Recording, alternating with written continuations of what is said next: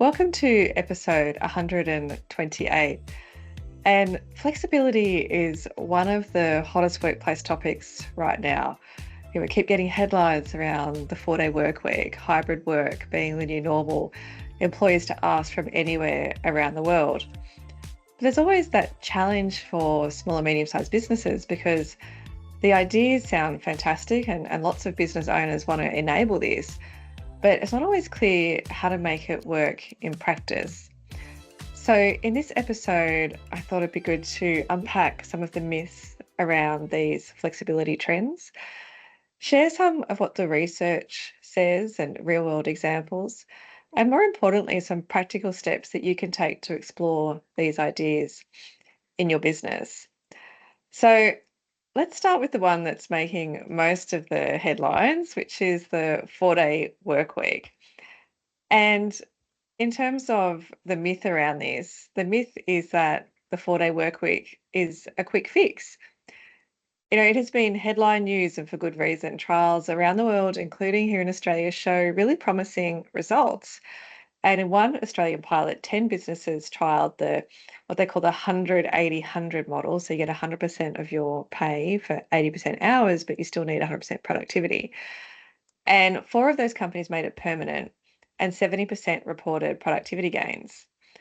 And in early 2022, 4-day Workweek Global began recruiting Australian organisations to participate in a 6-month pilot program.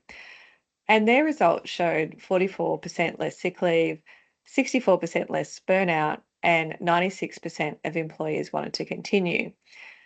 So this was based on a small sample size, but it's important to think about those results because the evidence is strong, but the myth is that it's not a simple swap from today you're working 5 days, tomorrow you're working 4. In reality, it does take redesigning in terms of how the work is done. So for small and medium-sized businesses, you can trial the 4-day work week by first starting with a pilot, start with one team or start with a 3-month trial and focus on productivity, not hours. So we need to identify tasks that we think add little value that we can cut out. We must involve the team. So they've got to be involved in how we redesign their roles and their week because we need to get buy-in and we need to get those practical solutions. Now, the only caveat I'll put on that is that if you're going to trial something and the stat that I just gave you before was 96% of employees wanted to continue the trials that they were in and you don't continue it, then you're going to have to be really clear on the reasons why, which means going into the trial, you need to be really, really clear on what the outcomes are that you're seeking. And throughout the trial period, actually communicate how well are we doing against those outcomes. So the 4-day work week can work for small and medium-sized businesses, but you need to approach it as a rethink of your work and not just a calendar change. Myth number 2 is that working from anywhere is easy. It sounds amazing. I can go to Thailand, I can go to India, I can go to the US, I can work wherever I want. And, for some employees, that's hugely appealing. But from an employer perspective, especially for smaller organizations, it is layered with complexity. There are challenges with taxes and visas and decentralized workforce management. And even just moving across Australia can create complexity when you have employees dotted around the country because our workers' comp, our payroll tax, our long service leave are all state-based. And then you start looking at employees who also then want to work overseas and you're just adding in more layers. The other component that's becoming more important, more on business owners' minds, is around cybersecurity. So, a recent study found that many organisations lack training and systems to protect data when employees are spread across borders. So, it's important to remember it doesn't mean that small and medium-sized businesses can't offer work from anywhere. It just means that you need clear boundaries and you need to think about how you can put this in place.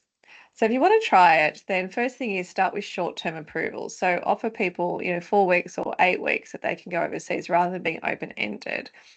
Have policies up front. So set expectations on time zones, performance, the tax and legal responsibilities, and also the equity with the rest of the team. And start local. So you might want to just trial the work from anywhere within Australia first, because that can reduce some of those compliance headaches, but still give staff flexibility. And have a clear policy of when your employees need to let you know that they're working from a different location so you can make sure that you're complying with all those local laws.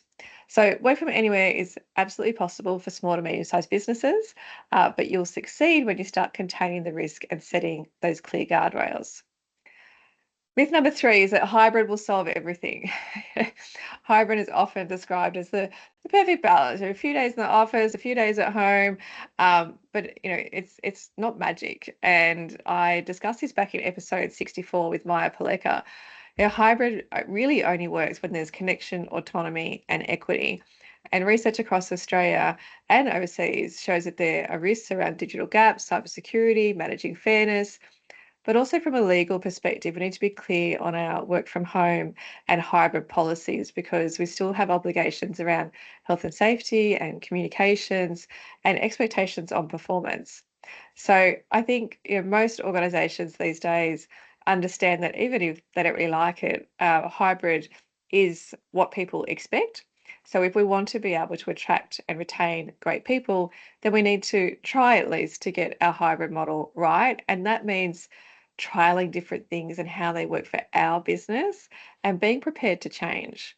So, one of the things that you can do is set anchor days. So, this is becoming more and more common to choose 1 or 2 office days where everybody comes in for collaboration and team culture. The second is being deliberate with meetings. So, designing meeting rhythms so that remote staff aren't actually left out of those meetings. And we also need to remember to train our managers. So, giving managers the tools to be able to manage remote workers, to manage performance and connection across locations is really important because hybrid is one of the easiest models for a small and medium sized business to put in place to be able to attract and retain great people. But it succeeds only when it's designed intentionally and not left to chance. So, across these 3 flexibility trends, what's the common thread? Really, we need to start thinking about firstly, is it fair? So, if we introduce this, is it going to create equity across our employees or will it have the opposite effect and potentially create resentment? The second is it sustainable? Can we realistically deliver this into the long term? Third, does it support our culture and our customers? Because if it doesn't, then it's not going to serve the business. But if our answer is yes to all 3, then it's time to look at, okay, well, how do we put this in place? How do we have those policies and those guardrails? How do we involve all of our team members in the decisions about how we're going to do this? So, thanks for joining me today. I hope that this has given you some ideas of what kind of flexibility you can look for in your business. And the key is to really tailor your approaches, start small, pilot, design them with your team and your business in mind. So, I've added some links into the show notes to the research and case studies that I've mentioned. And if you'd like help designing flexible policies that actually work for your people and your business, then get in touch with us at amplifyhr.com.au. And if you've received value from this episode, I'd love it if you could leave a rating or a review over at Apple Podcasts or Spotify so someone else can also find the episodes to help with their business. Episodes released on Monday, so click subscribe and you'll be notified of when it's available. Thanks so much for joining me. If you have any feedback, questions, or ideas for future episodes, head on over to amplifyhr.com.au or connect with me on LinkedIn and we can start a conversation.